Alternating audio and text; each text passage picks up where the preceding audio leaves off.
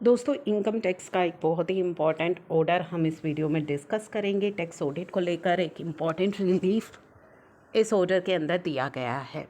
तो यहाँ पे जो है हमारे एसएससी ने अपनी रिटर्न फाइल की और उसकी रिटर्न को इनवैलिड बताया गया, ये कह करके कि उसे ऑडिट नहीं करवाई।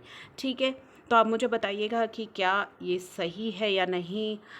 25 अक्टूबर 2017 को पेटिशनर ने अपनी रिटर्न फाइल करी और उसके अंदर आउट ऑफ टोटल इनकम और सम ऑफ 1 करोड़ का सम उसने डिक्लेयर किया under the head business and profession, जिसमें से कि 1 करोड़ उसका 1 करोड़ 9 लाख में से 8 लाख जो है उसकी प्रोफेशनल इनकम थी और 1 करोड़ उसे मिला था रेमुनरेशन एज अ पार्टनर, यानी कि वो किसी पार्टनरशिप फर्म में पार्टनर है और उसे वहाँ से रेमुनरेशन मिला है। तो यहाँ पे पेटिशनर को एक नोटिस रिसीव हुआ कि उसकी जो रिटर्न है वो डिफेक्टिव है क्योंकि उसने अपनी अकाउंट्स की ऑडिट नहीं करवाई अंडर सेक्शन 44AB, जिस पर कि पेटिशनर ने रिप्लाई भी करी, लेकिन उसकी रिप्लाई को जो है उसकी एक्सप्लेनेशन को रिजेक्ट कर दिया गया। पेटिशनर ने फाइल की revised application under section 264 against the order past और पेटिशनर ने डिटेल सबमिशन भी दी उस एप्लीकेशन के साथ। उसको शो कॉज नोटिस इशू किया गया पेटिशनर को कि क्यों उसकी जो रिवीजन एप्लीकेशन है उसे रिजेक्ट ना किया जाए, और बाद में उसको जो है उसकी रिवीजन एप्लीकेशन को डिसमिस कर दिया गया।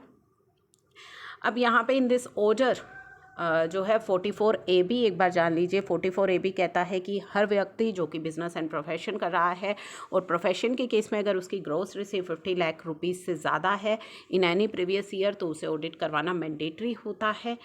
अब यहाँ पे doctor Shivam submitted that provision जो है सेक्शन 44AB का जो प्रोविज़न है वो उस पर लागू नहीं होते क्योंकि जो बिज़नेस है वो पार्टनरशिप फर्म कर रही है, ना कि SSC.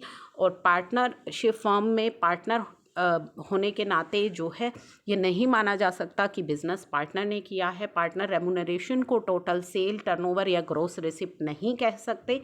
Partner remuneration does not arise out of carrying on profession, तो सेक्शन 44 जो है वो एप्लीकेबल नहीं है। ठीक है, अब यहाँ पे द प्रोविजन जो है applicable to petitioner is clause B of 44AB, every person carrying on business and profession अगर उसकी रिसिप्ट 50 लाख से अधिक है तो उसे अपने अकाउंट्स का ऑडिट कराना है। अब यहाँ पे प्रोफेशन में कहा गया है कि the income earn by petitioner as remuneration received as working partner और partner remuneration can not be held as carrying on profession as well as business simultaneously in different field.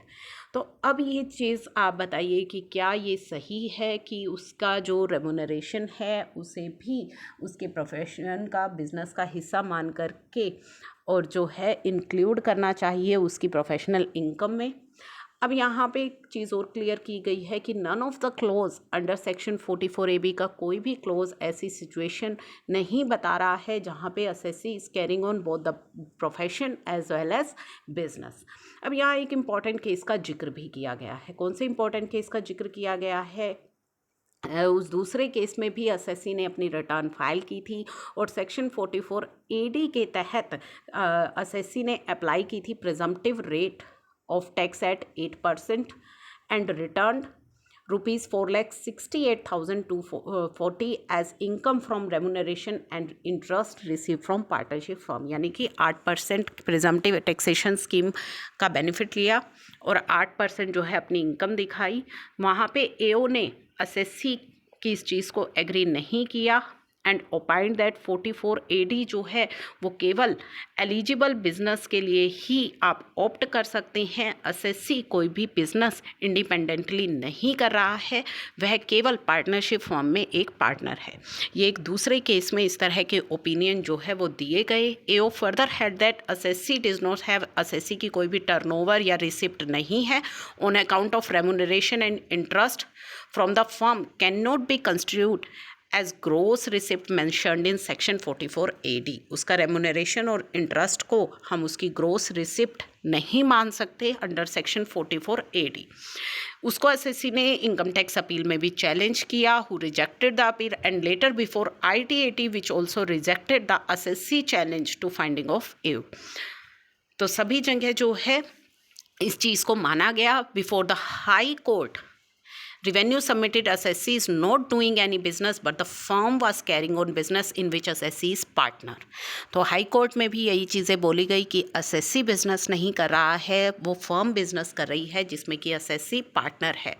Therefore the condition it should be arrived from eligible business was not satisfied।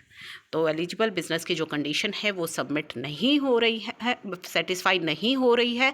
Submission of revenue are totally contrary to the submission in this case and hand where revenue is wanting to add income received as remuneration from partnership firm as partnership income. तो वहाँ पे जो high court ने कहा उससे विपरीत हो रहा है इस केस में, जहाँ पे कि रेवेन्यू असेसी के रेम्यूनरेशन को प्रोफेशनल इनकम में ऐड कर रहा है। Madras high court while upholding the contentions of revenue observed, assessee should establish that he is eligible assessee है वो engaged in eligible business and such business should have total turnover और gross receipt। तो यहाँ पे जो सेकंड केस है जिसमें कि हाई कोर्ट ने ये माना था कि पार्टनरशिप फर्म से जो रेम्यूनरेशन या इंटरेस्ट मिल रहा है उसे एसएससी की इनकम नहीं माना जा सकता। Court concluded that revenue was rights in its contention that remuneration and interest can not be treated as gross receipt of SSC. तो उस केस में जो है कोर्ट ने माना था कि रिवेन्यू का ये कहना बिल्कुल सही है कि रेम्यूनरेशन और इंटरेस्ट अगर पार्टनरशिप फर्म से रिसीव हो रहा है तो उसे ग्रोस रिसिप्ट नहीं मान सकते। We respectfully agree with the view expressed by the honourable Madras high court. In fact in the case at hand petitioner case is same that petitioner remuneration cannot be treated as gross receipt in profession। तो उसकी remuneration को आप gross receipt नहीं मान सकते। In our view, petitioner stand he was not required to get his account audit is correct। तो उसे जो कह रहा है petitioner कि उसे ऑडिट कराने की आवश्यकता नहीं है वो करेक्ट है, सही कह रहा है और इस चीज़ को अलाउ किया गया।